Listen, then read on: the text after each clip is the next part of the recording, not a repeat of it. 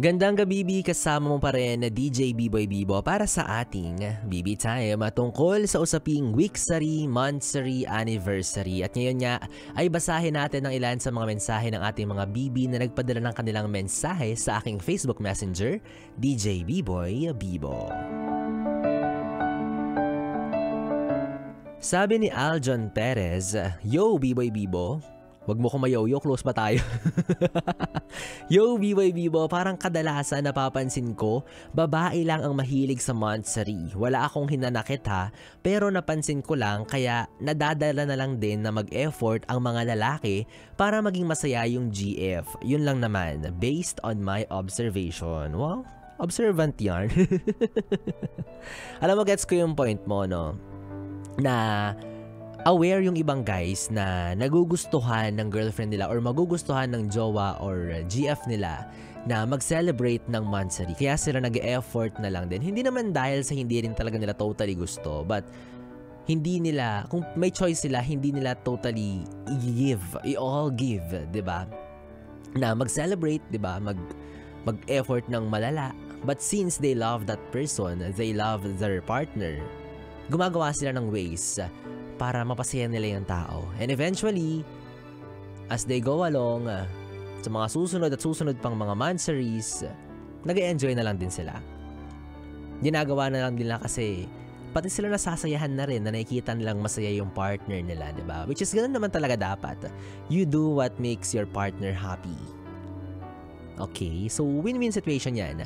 Kung mag-e-effort yung lalaki, magiging masaya yung babae, then parehas kayong masaya.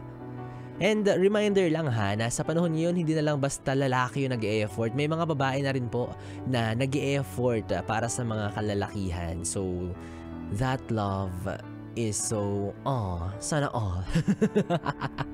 Diba? Give and take. Yan naman talaga yung mahalaga dyan.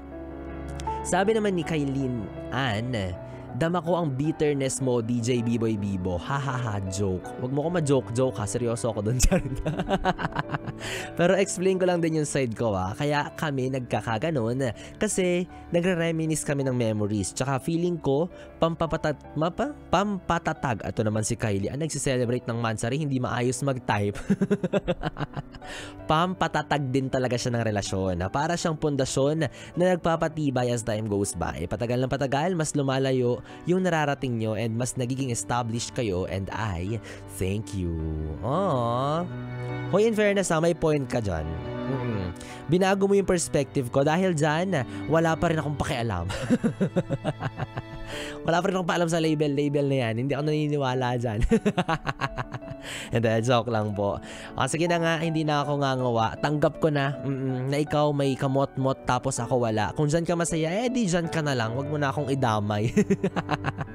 DJ na single, ready to mingle nga, diba? Basta walang label. Yun nga yung tagline ko eh. Given na yun, ayoko ng monthsary. Wala tayong monthsary. Allergic ako sa mga monthsary na yan. Bakit pa kasi magmamonthsary kung pwede namang araw-araw i-celebrate natin yung pagmamahalan natin, 'di ba? Tsaka alam mo kung bakit nauso ang monthsary na yan? Kasi karamihan sa ngayon hindi na umaabot sa anniversary. Hanggang monthsary na lang. Kaya kahit pa paano may ma-celebrate man lang, sige na nga, monthsary na lang. Alam ko namang hindi tayo aabot ng anniversary. O kung mas mamalas-malasin pa, yung iba weeksary nga lang, 'di ba? Joke lang. Alam ko naman na mahalaga talaga para sa inyong dalawa yung araw na yan. Araw na sinagot mo siya or araw na sinagot ka niya. Yan. Minsan kasi, 'di ba, ito yung confirmation ng isang relasyon.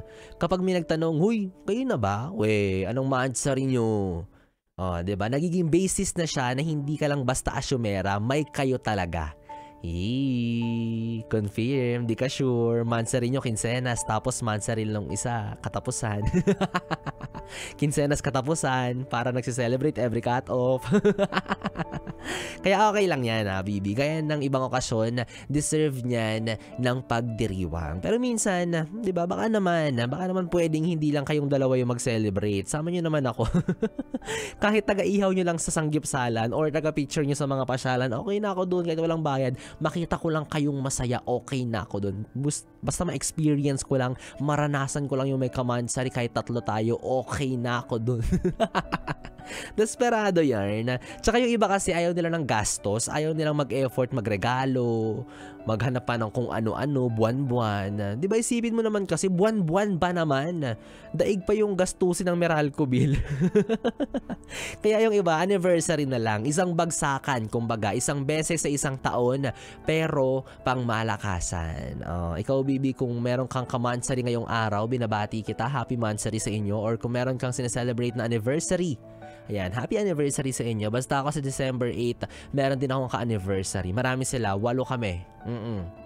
Or marami kami dito sa 101.1 Yes the Best. Dahil magsa-celebrate na po ng 25th anniversary ang Yes the Best sa December 8. Kasabay po niyan ang diriwang din ng Grand Finals ng Yes the Best Singer on the Air. Kaya naman abangan nyo yan sa programa ni DJ Ganda Wanda. O siya, anyways, 3 oras na bibi tayo mga ating pinagsamahan. Ewan ko na lang kung nabitin ka pa dyan, pero pwede pa rin naman nating ituloy ang kwentuhan, kulitan at lambingan sa aking social media platforms sa Facebook, Instagram at TikTok. I-search at i-follow nyo lamang po DJ B-Boy Bibo, DJ B-I-B-O-Y B-I-B-O. Yung nakatabi mula alas 9 hanggang alas 12 na mag-iiwan ng awiting.